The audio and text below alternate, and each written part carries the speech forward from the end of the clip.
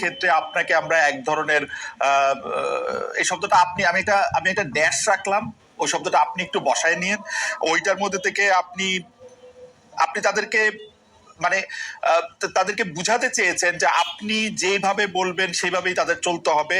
মানে এক পর্যায়ে আমরা অসহায় দেখতেছিলাম আইন শৃঙ্খলা পরিস্থিতির, যে আইন শৃঙ্খলা বাহিনীর লোকজনরে মানে এইরকমটা কেন আসলে বিএনপির উপরে আপনি দায় দিয়েছেন, বিএনপির লোকজনের সাথে বা বিরুদ্ধে আপনি কথা বলেছেন এবং আপনার মতো করে আপনি এটা পরিচালিত করতে চেয়েছেন, সেটা কেন? মানে ইজ ইট লাইক জনাব নুরুল হক নূর? না না, এখানে আমার মনে হচ্ছে আমি 10 মিনিট আমার আসন দুইটা উপজেলা নিয়ে গঠিত, গলাচিপা 10 মিনিট।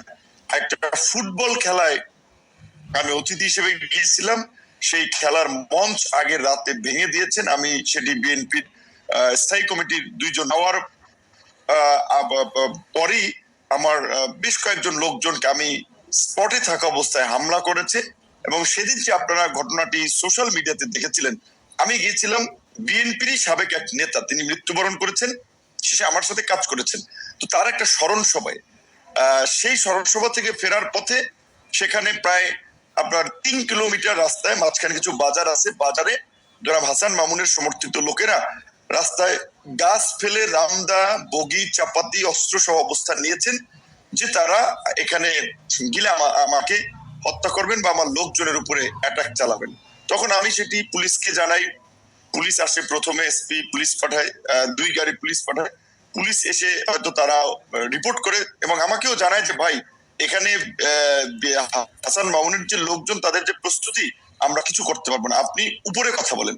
তার মানে উপরে কথা হলো, ওসি বলছেন, বুঝছি, তাহলে কি করতে হয়। আমি তখন পটুয়াখালীর সেনা বাহিনীর দায়িত্বে তাদেরকে জানালাম। তারাও 4 গাড়ি আসছে, পুলিশ 2 গাড়ি, সেনাবাহিনীর 4 গাড়ি, 6 গাড়ি আসার পরেও তারা আমার সাথে পার্সোনালি আলাপ করতেছিল, বলছে ভাই তাদের যে প্রস্তুতি, এখানে তারা রাস্তার পাশে ইট নিয়ে অবস্থান করছে, তাদের হাতে দেশীয় অস্ত্রশস্ত্র, আমরা এখানে কতজন লোক, আমরা এই আপনাকে এখান থেকে এই পথ দিয়ে নিয়ে যেতে পারবো না, আপনি বরঞ্চ অন্য পথ দিয়ে চলে যান। আমি বলছি কোথায় যাব? তারা বলছে আপনি উপজেলা শহরে যান না, আপনি জেলা শহরে যান। বলছে আমার বাড়ি উপজেলায়, আমি কেন উপজেলায় যাব? এই জায়গাটুকু আমি কেন জেলাতে? এই জায়গাটুকু আমি যাই নাই, আমি এই জায়গাটুকু দেখতেছিলাম নূর।